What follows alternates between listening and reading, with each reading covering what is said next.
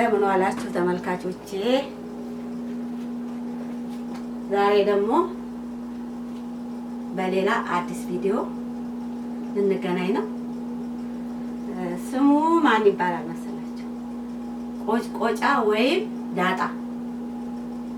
እኛ መቼም በርበሬ የምታቃጥለውን ነገር እንወዳለን አይደለ? ስለዚህ በርበሬ ስንል ቀዩን ብቻ አይደለም፣ የተለያየ ቃሪያዎች፣ በርበሬዎች ወይም የበርበሬ ዘሮች አሉ። ስለዚህ ዛሬ በአንዳንድ ቦታ ቆጭቆጫ፣ በአንዳንድ ቦታ ዳጣ፣ በሌላም ደግሞ ስም ሊኖረው ይችላል፣ አላውቅም፣ እንደዛ ይባላል። እና ቆጭቆጫ ለመስራት ወይም ዳጣ ለመስራት የሚያስፈልጉኝን ነገሮች አዘጋጅቻለሁ እና እናያቸዋለን ማለት ነው።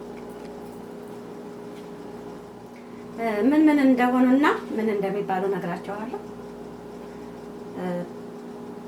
ዘይት፣ ነጭ ሽንኩርት፣ የድንብላል ፍሬ፣ ይቅርታ የድንብላል ቅጠል፣ ቃሪያ፣ ይሄም ቃሪያ ነው። እነዚህም ሚጥሚጣ ናቸው። ይሄኛው ዝንጅብል ነው። እዚህ ጋር ባዶ ዕቃ ያስቀመጥኩት ለማስታወስ ያህል ነው። በሶ ብላ እርጥብ በሶ ብላ ያስፈልጋል። ስለሌለኝ ምንም ማድረግ አይቻልም። እዚህ ጋር ስንመጣ ደግሞ ያልተፈጨ ጥቁርና ነጭ አዝሙድ ቅመም እዚህ ውስጥ አለ። ጨው፣ ይሄ መፍጫ ነው እና ቆጭቆጫ ወይም ዳጣ ለመስራት እነዚህ ነገሮች ያስፈልጋሉ። ስንት ናቸው? 1 2 3 4 5 6 7 8 9 10 ከመፍጫው ጋር 11 ናቸው። እነዚህን የሚላጠውን ልጠን፣ የሚከተፈውን ከትፈን፣ የሚታጠበውን ጥብ አድርገን አስተካክለን አንድ ላይ እንፈጨዋለን። ያ ነው እንግዲህ ቆጭቆጫ ወይም ዳጣ የምንለው እና ይሄንን ጊዜ ለመቆጠብ አሁን መላጥ ማዘጋጀት ምናምን አይቻልም። እኔ ጨርሼ ምን ብዬ አስተካክዬ እንመለሳለን ማለት ነው። አመሰግናለሁ። በኋላ እንገናኛለን ተመልካቾቼ። ቅድም እንደነገርኳችሁ ዳጣ ወይም ደግሞ ቆጭቆጫ ለመስራት ሳይዘገጃጅ አሳይቻችሁ ነበር። አሁን ደግሞ ከታትፌ ለመፈጨት እንዲመች አድርጌ አቅርቤዋለሁ። ይሄን ይመስላል። ቅመም ብቻ ደረቅ ቅመም ብቻ መፍጨት ነው የቀረኝ። እሱን እንፈጫለሁ። እንጀምራለን ማለት ነው ስራችንን።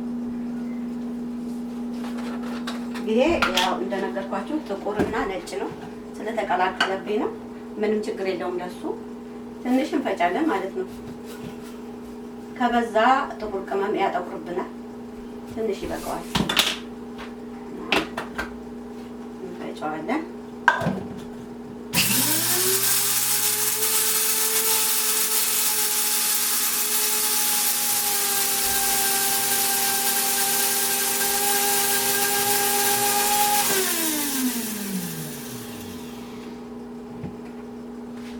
ይበቃዋል።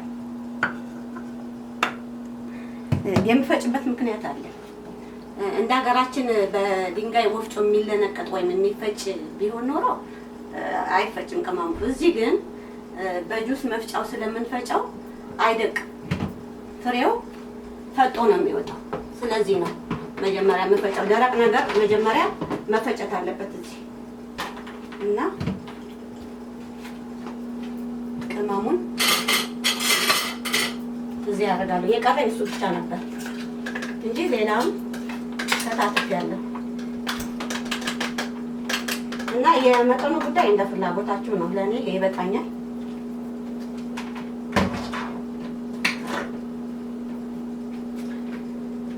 እሺ አሁን እንግዲህ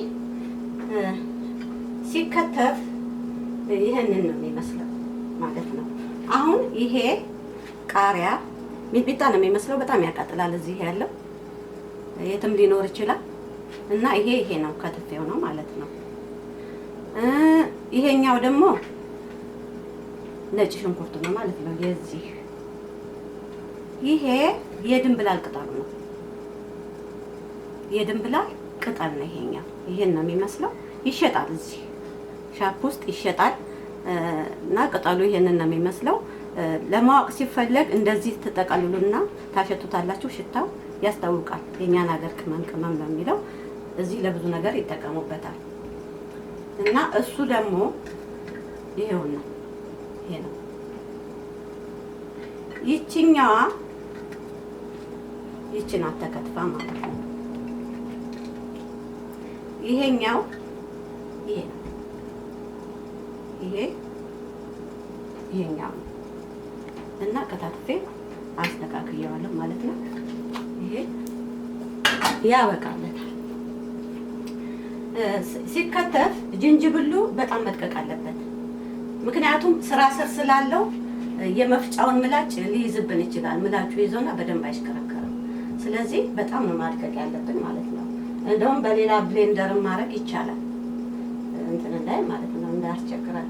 እና አሁን እነዚህና እነዚህ አንድ አይነት ናቸው። ከለራቸው ዘራቸው ነው ለየት ያለው። ስለዚህ ሁለቱን አንድ ላይ ቀላቅለን መፍጨት እንችላለን። ይሄን ያደረኩበት ምክንያት ቃሪያም መፈጨት ይችላል። እንደዚህ በጣም የሚያቃጥልን ከፈለጋችሁ ሁለቱን አንድ ላይ አቀላቅላችሁ መፍጨት ትችላላችሁ። ለምሳሌ ይሄኛው በጣም ቢያቃጥል ማለት ነው። ይሄኛው በጣም ቢያቃጥል፣ ይሄ ለሰስ የሚል ከሆነ የዚህኛውን ሊቀንስላችሁ ይችላል። አይ እንዲሁ ከፈለጋችሁ ይሄን ብቻ መፍጨት ትችላላችሁ ማለት ነው።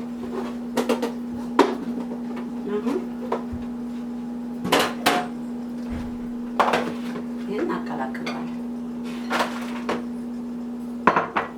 እዚህ ውስጥ ጨመርን ማለት ነው። እቃውን እዚህ እናደርጋለን። ይሄኛው እንቀላቅላለን።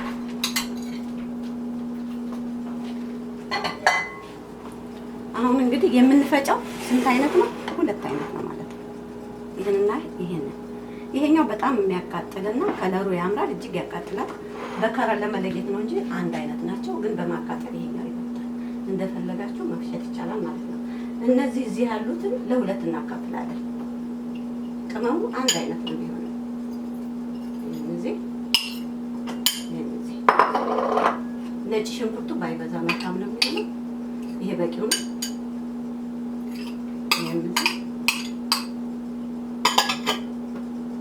ይሄንንም ለሁለት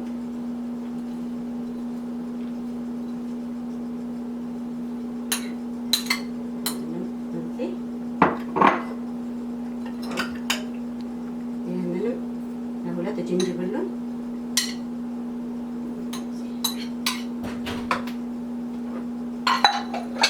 አሁን እንደዚህ ካረግን በኋላ አሁን አዘጋጅቼዋለሁ። እንግዲህ ሁለት አይነት ቆጭቆጫ ወይም ዳጣ እንፈጫለን ማለት ነው። መጀመሪያ ዘይት እንጨምራለን።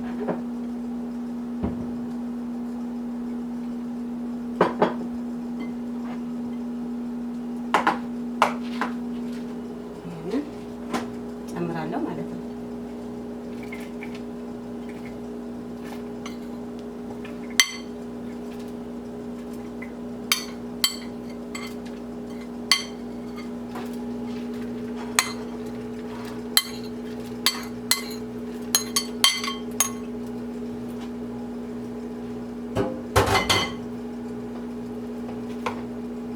ዘይት ከላይ ጨምራለሁ። እንዳይደርቅ ነው ሻይለው።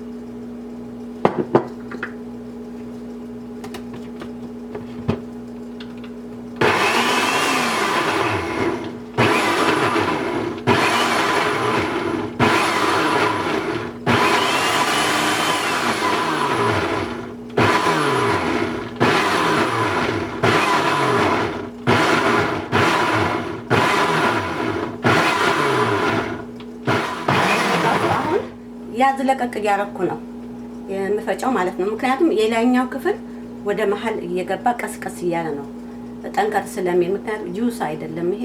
ሽንኩርቱም ጅንጅብሉም ቃሪያውም ጊዜ ይፈልጋል እና አፈጫጩ ምንድነው ከስር እየደቀቀ ወደ ላይ ተገለበጠ ነው የሚሆነው።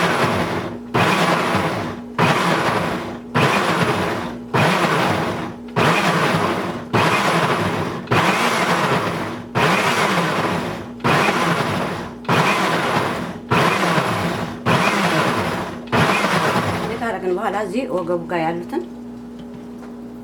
በማንኪያ እንዲህ እናደርጋለን ማለት ነው።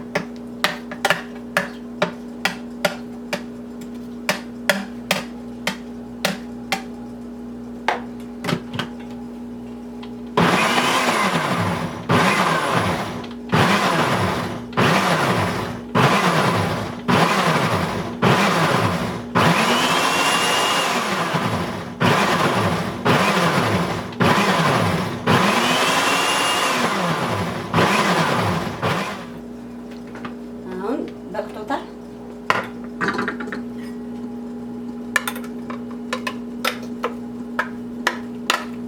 እንደዚህ እንገለብጣለን ማለት ነው።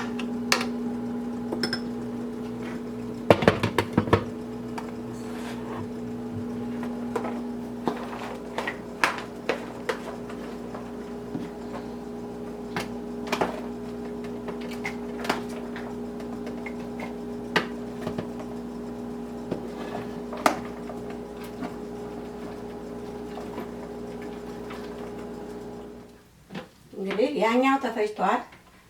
ጨው ሳልጨምር ነው የፈጨሁት። ምክንያቱም ጨው የማይበላ ሰው ጨው ሳይጨምር መፍጨት ይቻላል ማለት ነው። እንደዛ እንደሚቻል ነው ባዶውን የፈጨሁት። አሁን ደግሞ ጨው ጨምራለሁ። ቅድም ሁሉንም ቅመም ነው የጨመርኩት፣ ጨው ብቻ ነበር የቀረው። ስለዚህ እዚህ ላይ እጨምራለሁ ማለት ነው።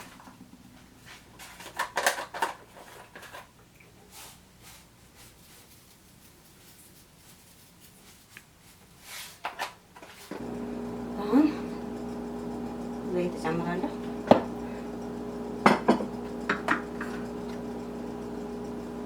ካለ የወይራ ዘይት ቆንጆ ነው፣ ያጣፍጠዋል ማለት ነው።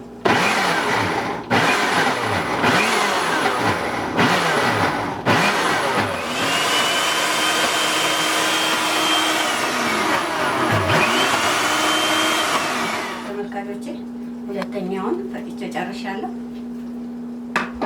ደቋል ማለት ነው።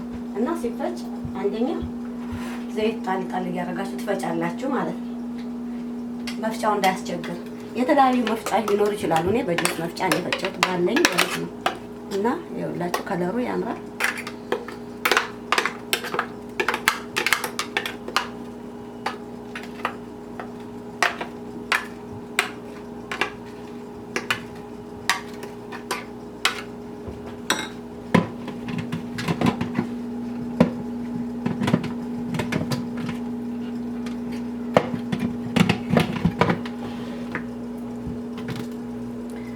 ይሄን ነው የሚመስለው። እንግዲህ ሁለት አይነት ቆጭቆጫ ወይም ዳጣ ማለት ነው።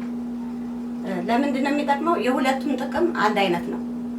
የማይሆነው ነገር የለውም። የበርበሬ ያህል ያገለግላል፣ የሚጥሚጣ ያህል ያገለግላል። ምንም አይነት ምግብ ላይ መጨመር እንችላለን ማለት ነው፣ መጠቀም እንችላለን ማለት ነው። ለጥሬ ስጋ መብለያ ይሆናል፣ ለገንፎ ሳይቀር መብለያ ነው የሚሆነው። ብቻ በጥቅሉ ለምንም ነገር ይሆናል ብል ያጠቃልለዋል ማለት ነው። እና በዚህ ደረጃ ከሰራነው በኋላ አቀማመጥ ወሳኝ ነው። ምክንያቱም በአንድ ቀን በሁለት ቀን በሳምንት የሚያልቅ ላይሆን ይችላል። እና በንጹህ እቃ ክዳን ባለው በደንብ በሚከደን እቃ አድርገን በፍሪጅ ውስጥ እናስቀምጠዋለን። ፍሪጅ ለሌለን ደግሞ ቀዝቃዛ ቦታ ላይ እናስቀምጣለን። ሌላው አቆነጣጠር ላይ ስንቆነጠር በንጹህ ማንኪያና ደረቅ በሆነ ማንኪያ ነው ማቆጠር ያለብን። በሌላ ነገር መነካካት የለብንም፣ እንዳይበላሽ እንዳይሻግት ማለት ነው። እና ይሄን ነው የሚመስለው። የከለሩ ጉዳይ በጣም ነጣ ያለ ከመሰላችሁ፣ እዚህ ላይ ደግሞ ቅላቱን የደበቀ ከመሰላችሁ ቅመሙን መቀነስ ነው። ነጭ ሽንኩርቱን፣ ዝንጅብሉን፣ ሌላውንም ትንሽ ማድረግ ከለር